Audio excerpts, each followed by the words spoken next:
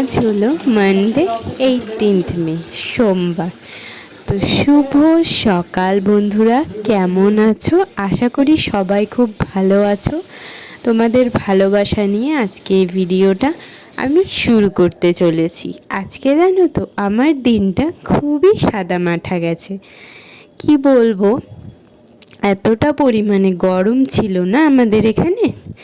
তো বিকেলের দিকটা এক পশলা বৃষ্টি, মেঘ আর ঝোড়ো হাওয়াতে সমস্ত গরম, সারা দিনের ক্লান্তি নিমেষেই মিছিয়ে গেছে।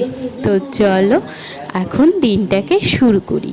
সকালবেলা উঠে আজকে অনেক দিন বাদে একটু দুধ চা খেতে ইচ্ছা হলো।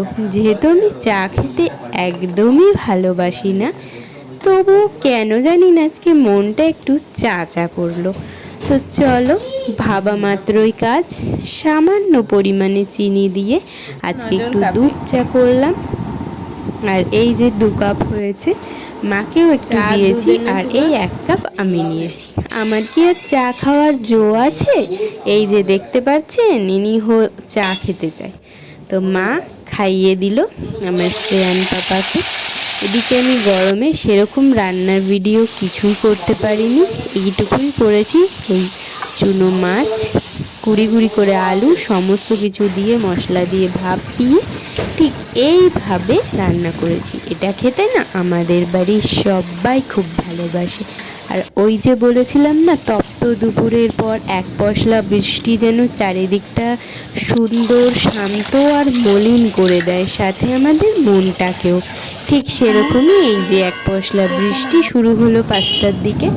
আমার যাবতীয় কাজ সারাদিনে টুকটাক কমপ্লিট। তো বিকেলবেলা আমরা গেছিলাম জলের মন্দির, আমাদের নবদ্বীপের একটা মন্দির বলতে পারো। এখানে অনেক হরিণ আছে, রাজহাঁস আছে, খরগোশ আছে। তবে দিনের বেলা গেলে জিনিসটা আরও ভালো, তোমাদের সাথে শেয়ার করতে পারতাম। চলো কোনো একদিন দিনের বেলা গিয়ে তোমাদের দেখাবো। এই যে মন্দিরটা দেখে নাও, জলের মাঝখানে অবস্থিত এই মন্দিরটি, তাই এর নাম জলের মন্দির। আর এখানে গিয়ে আমি হরিণদের খেতে দিয়ে দিলাম। এগুলো যে দেখতে পাচ্ছ না গামলা, এগুলো গেটের মুখে বিক্রি করে, 10 টাকা করে নেয়। কিছু সবজি, ডাটা, গাজর ফাজর দিয়ে এগুলো বিক্রি করছে। তো এগুলোই হরিণদের খাবার।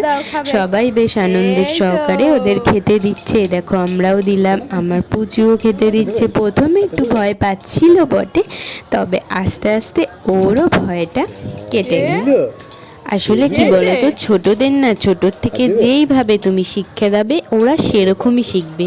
প্রথমে একটু ভয় পাচ্ছিল, কিন্তু আস্তে আস্তে দেখো ও এটার প্রতি ইন্টারেস্ট পেয়ে গেছে যে না, ওদেরকে খেতে দিতে হবে। ঠিক সেইভাবে আমরা যদি ওদের আমাদের কাজের মাধ্যমে কিছু ভালো শেখাতে পারি না, তবে ওরা অবশ্যই শিখবে। কেন শিখবে না?